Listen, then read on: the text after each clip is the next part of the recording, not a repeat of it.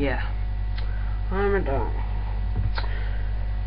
I dag skal I lære at bruge en mus.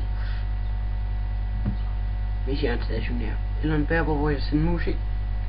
Det første, du tager først hånden rundt om den. Og hvis du venstre klikker 2 gange på et ikon, kommer du ind på det. Ja. Og hvis du højre klikker 1 gang, kommer der sådan en mærkelig firkant op. Så. Og på den inde i midten, du kan rulle på, den er også mærkelig. Det er hvis nu du er inde på en side, så kan du rulle op og ned.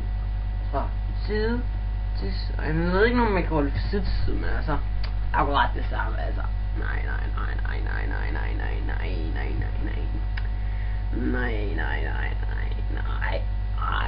Nå. Ja.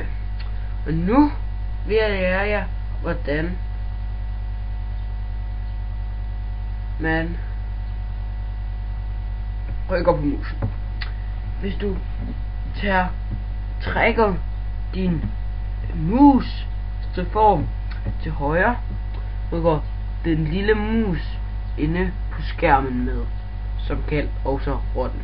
Og hvis du så rykker den til venstre, så rykker den til venstre, og hvis du rykker den op, så rykker den op, og hvis du rykker den ned, så rykker den ned. Hvis du rykker den skråt, så rykker den skråt. Hvis du rykker den til den anden side skråt, så rykker den også skråt derhen. Og hvis du næsten laver sydvest, så rykker den også bare til en af siderne. Ja. Nå. Ja, tak for i dag. Det var min præsentation. Ja, det var min præsentation. Ja. Vi ses måske igen. Ja, det ved man sgu aldrig. Nej.